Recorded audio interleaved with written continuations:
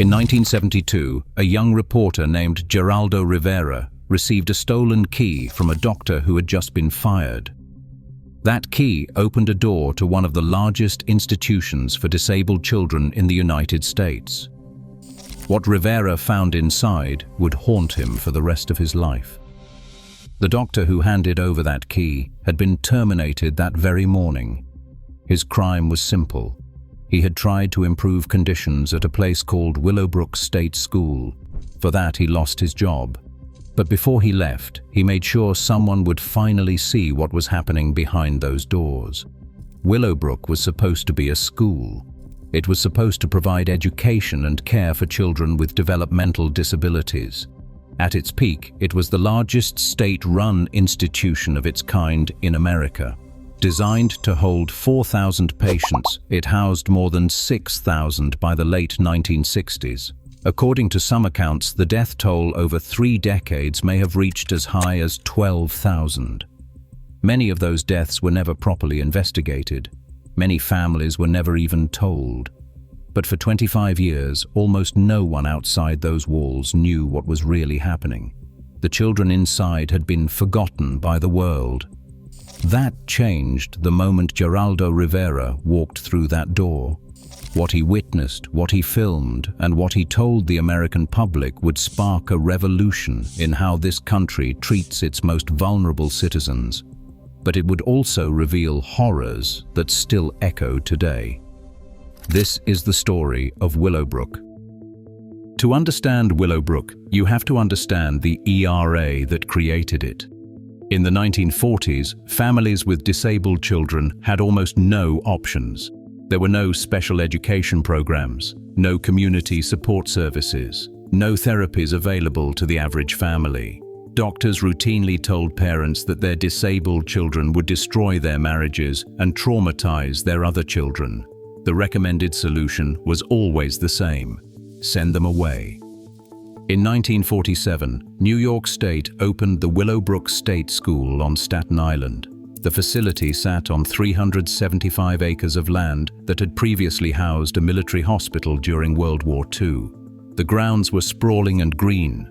The buildings were massive but orderly. From the outside, it looked like a college campus. State officials promised that Willowbrook would provide education, therapy, and humane treatment.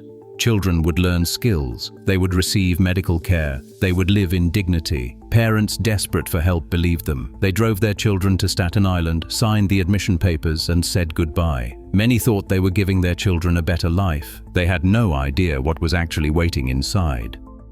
Almost immediately, Willowbrook began to collapse under its own weight. The facility was designed for 4,000 residents. Within a few years, it held far more.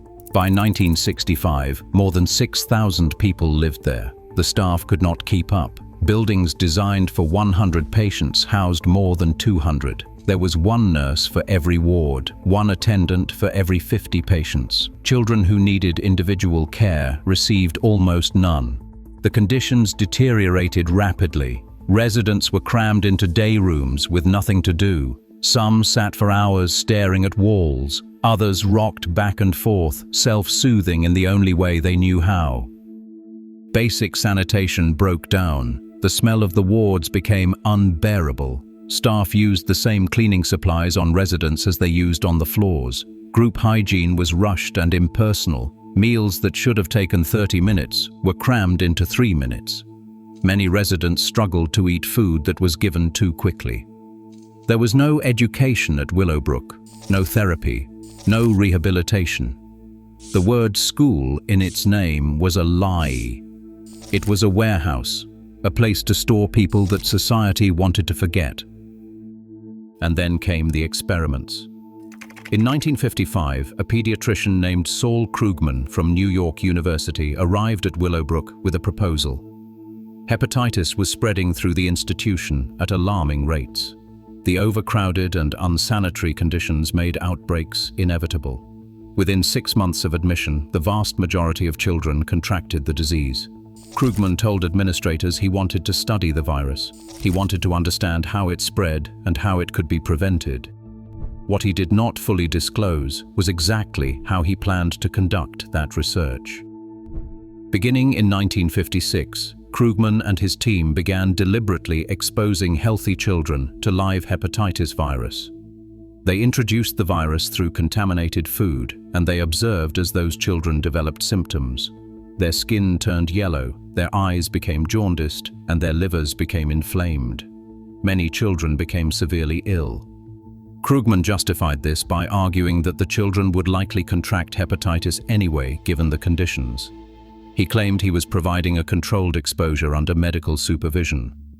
Critics pointed out the fundamental problem with that logic. By deliberately exposing healthy children, he guaranteed they would become sick, and he removed any possibility they might avoid the disease entirely. The studies continued for 15 years, from 1956 to 1971. Hundreds of children were enrolled as research subjects. The most troubling aspect was how consent was obtained. Parents desperate to get their children into Willowbrook faced impossibly long waiting lists. The facility was overcrowded and demand was even higher. Families had nowhere else to turn. Krugman offered parents an arrangement. If they signed consent forms describing preventive treatments, their children would be admitted to a special unit with better conditions and more attentive care.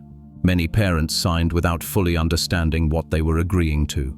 The consent forms were vague about the risks involved. Years later, vaccinologist Maurice Hillerman would describe Krugman's work as among the most ethically problematic medical research ever conducted on children in the United States. Krugman was never prosecuted. In 1983, he received the Lasker Award, one of the most prestigious honors in American medicine. In 1965, Senator Robert F. Kennedy made an unannounced visit to Willowbrook. What he found disturbed him deeply. He walked through wards where children had inadequate clothing and supervision. He saw overcrowding that made proper care impossible. He witnessed conditions that fell far below any reasonable standard. Kennedy did not hold back in his public comments. He called Willowbrook a snake pit. He told reporters that the patients were living in conditions less comfortable than the cages in which we put animals in the zoo. His words made national headlines. For a brief moment, the country paid attention. And then, nothing happened. Conditions at Willowbrook did not improve after Kennedy's visit.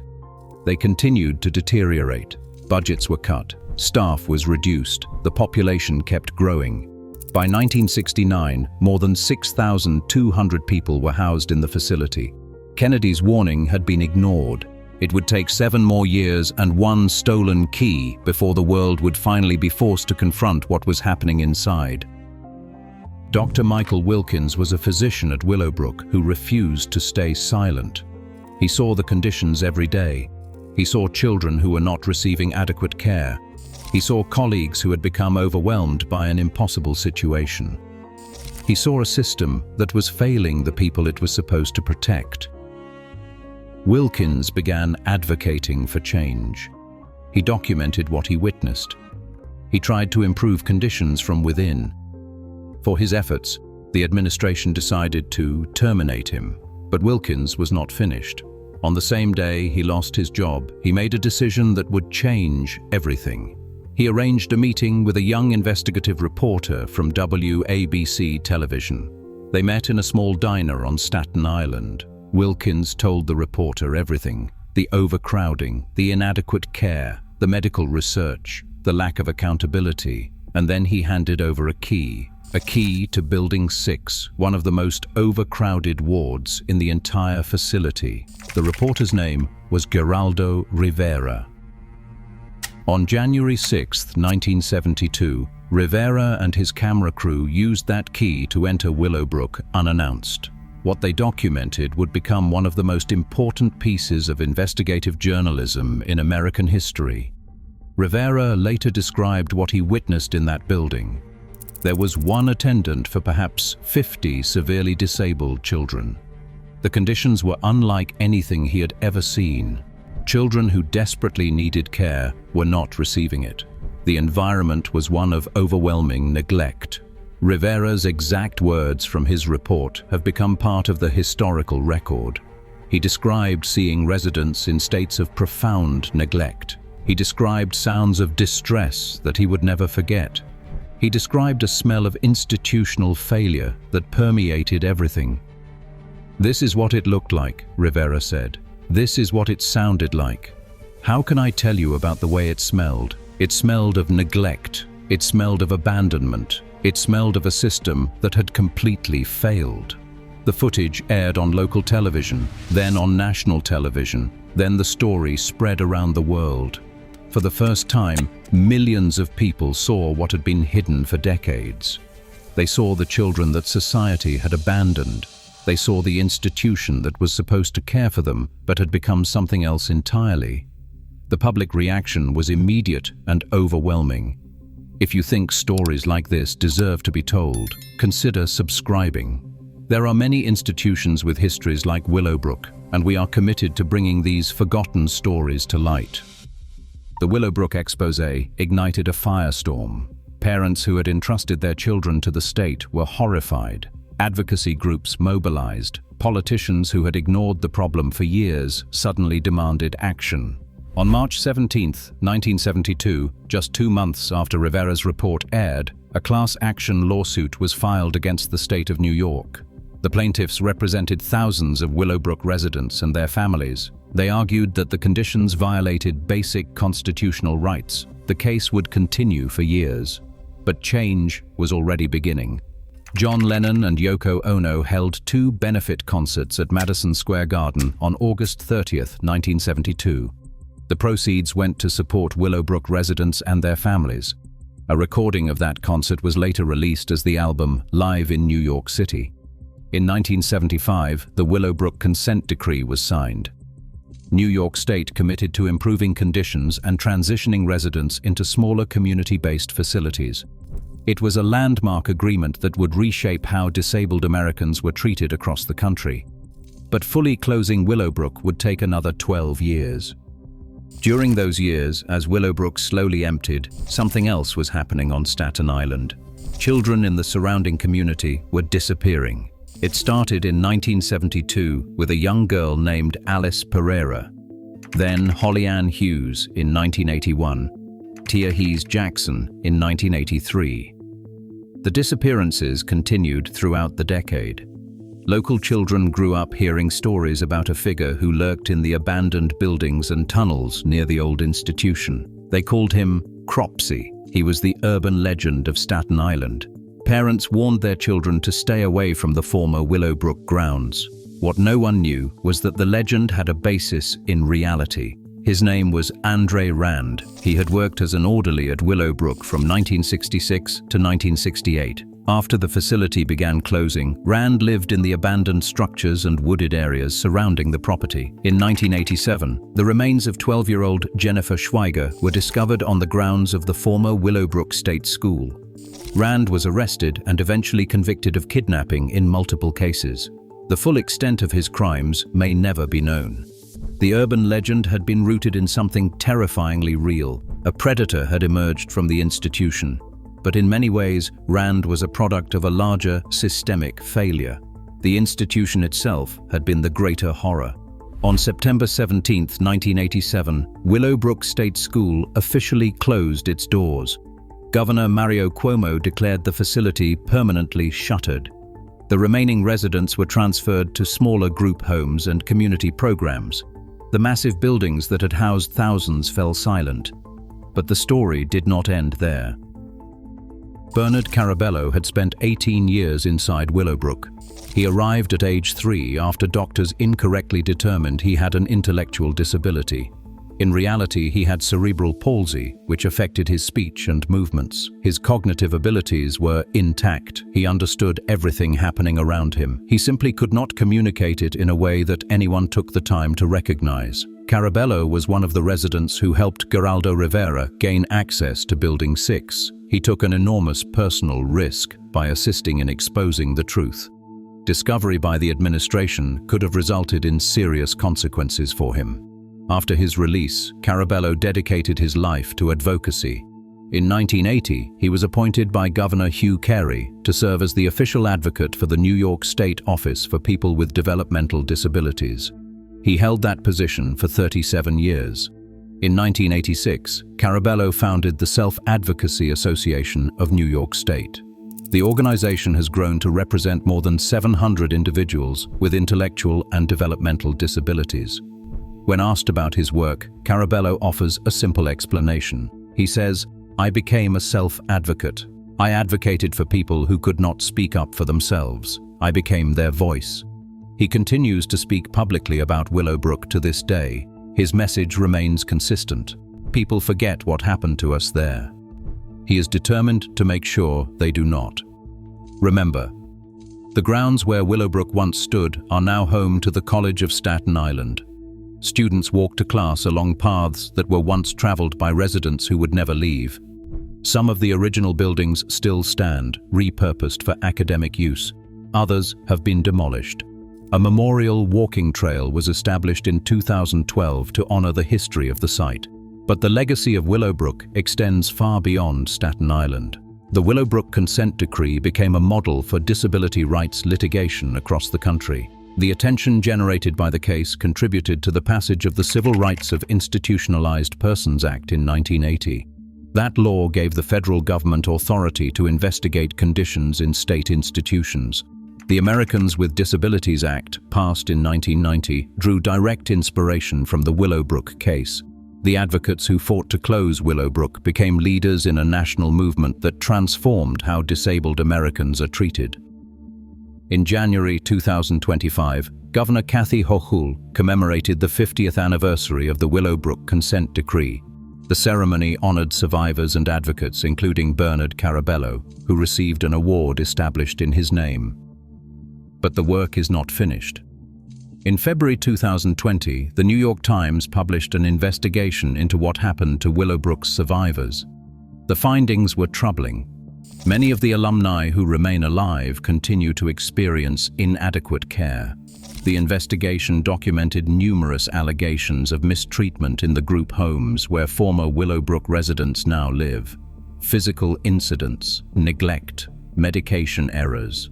The institutions may be smaller and the oversight may be greater, but for too many survivors, the promise of proper care remains unfulfilled.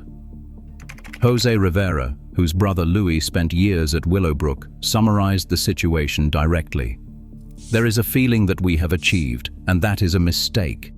That is a false sense of security. Willowbrook was not an accident. It was not an aberration. It was a system. A system built on the assumption that some lives require less care than others. A system that made it convenient to look away. A system that allowed researchers to conduct questionable experiments, staff to become overwhelmed and ineffective, and administrators to avoid accountability. The buildings are mostly gone now. The residents who suffered there have grown old, and many have passed away. The researchers who conducted studies there are no longer alive. The administrators who oversaw the decline have long since retired. But the questions remain. How many people died at Willowbrook whose deaths were never properly documented? How many families spent decades wondering what happened to the children they were advised to send away? How many survivors are still struggling today in systems that were designed to help them? Bernard Carabello is still alive. He still speaks about what he witnessed. He still advocates for people who cannot advocate for themselves. And he still asks the same question he has been asking for 50 years. Will you remember us? The story of Willowbrook is not just history. It is a warning about what happens when society decides that certain people deserve less. A warning about institutions that operate without adequate oversight. A warning about the gap between what we claim to value and what we actually do. There are people alive today who lived through Willowbrook. There are people alive today who are still being failed by the systems that replaced it. The question is not whether we will remember Willowbrook. The question is whether we will learn from it. If this story resonated with you, we want to hear your thoughts in the comments below. What do we owe to survivors of places like Willowbrook? How do we prevent this from happening again? If you want to continue exploring these forgotten histories with us, subscribing helps us keep telling the stories that others have tried to bury. Because the moment we stop paying attention is the moment it happens again.